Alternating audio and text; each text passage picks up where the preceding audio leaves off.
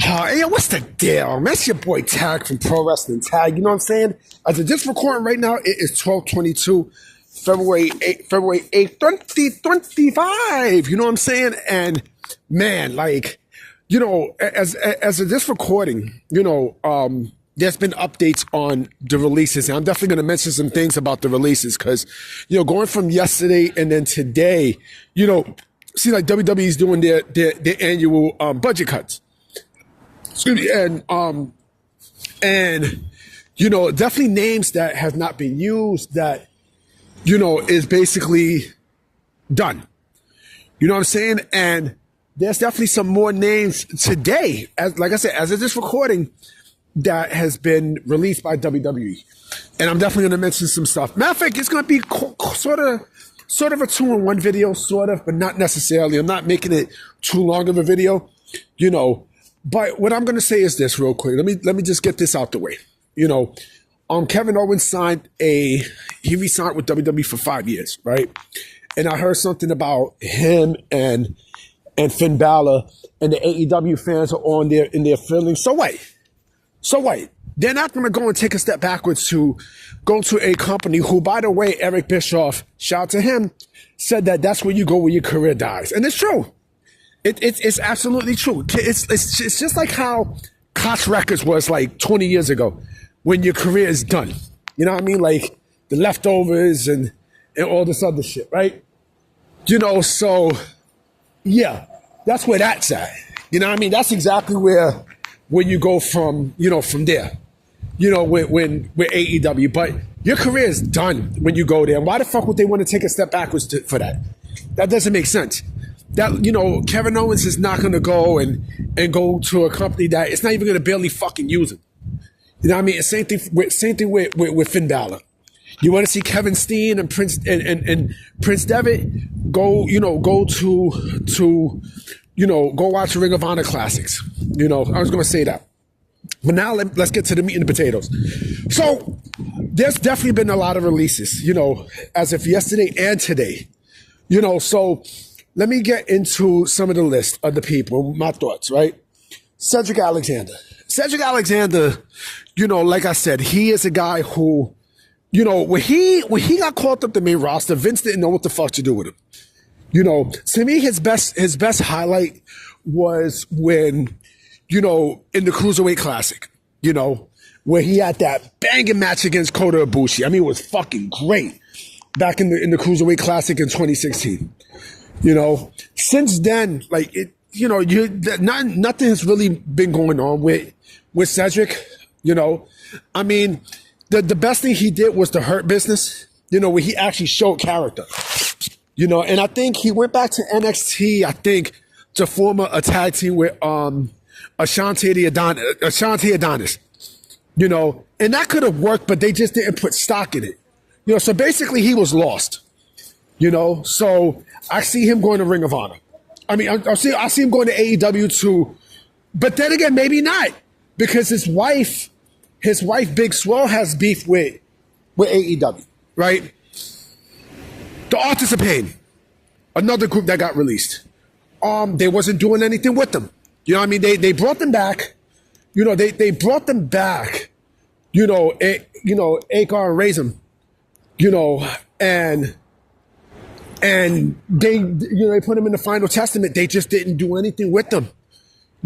And I think the Final Testament was basically, it wasn't a joke, but like I think with the Wyatt Six, I think you really couldn't do anything with them.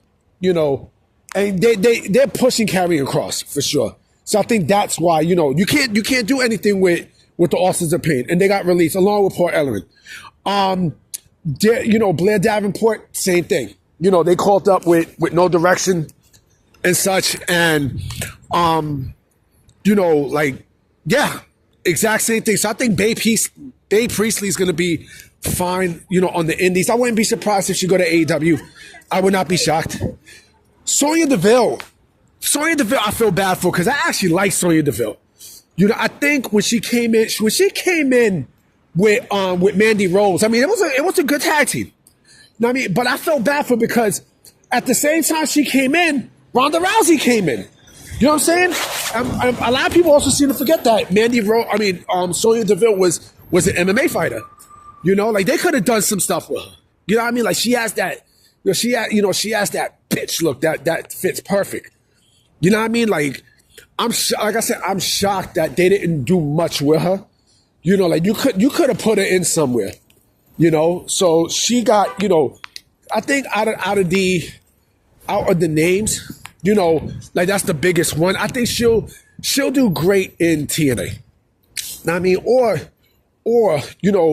if I'm her, I would, I probably would, scour the indies and make a name for myself there because, she has, Sonya DeVille has the, she has the potential to become a star in this business.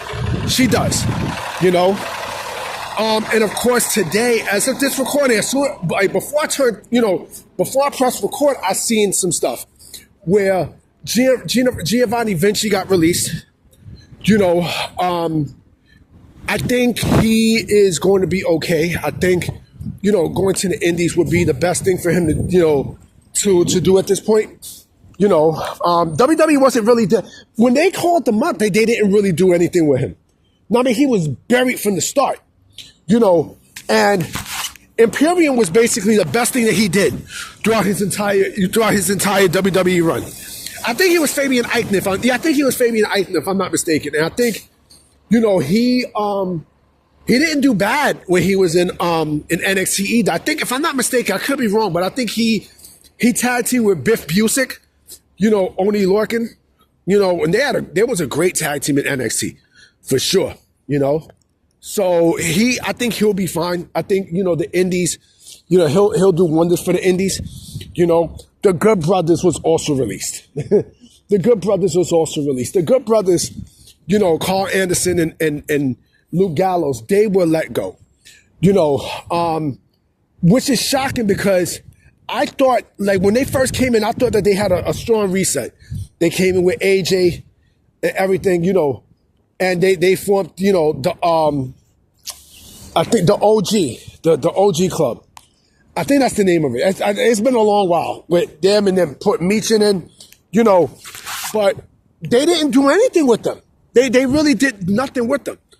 I could see a situation where with them that I don't think they're going to go to AEW. I don't think they're going to jump to AEW. I do see them going back to New Japan Pro Wrestling, or they might just go to Pro Wrestling Noah. I think that's what's going to happen with the Good Brothers. Other than that, where the fuck do you fit them in American television? Like I said, I don't see them in AEW. There's nothing there with them in AEW. There's nothing. There's absolutely nothing there. The tag team division sucks. I don't think they're going to go back to TNA. So where the fuck do you put them? There's only one place that I think you could put them, and I think that's MLW. I think Major League Wrestling would be the perfect place for the Good Brothers. Fuck it.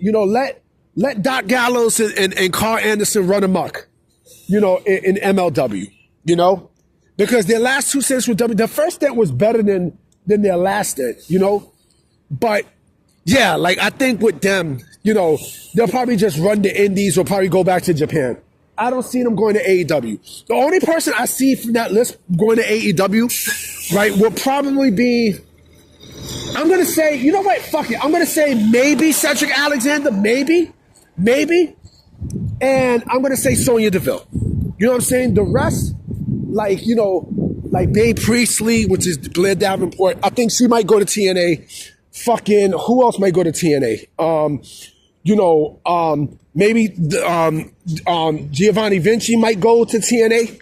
It's a possibility. I would not be surprised. I think those would be the only two that I see going to TNA. Other than that, I don't see nobody else there from that list doing anything as of, as of importance. But if out the list though, I think Sonya DeVille has a chance to really, really, really bring up her stock and really show what the fuck she can do, and make herself a big star so that WWE can call her back. You know what I mean? But that's just my thoughts, you know what I mean? Tell me what y'all think in the comments, and I will catch y'all. I'm definitely coming with another video tonight, too, so I'm going to holler at y'all. Peace!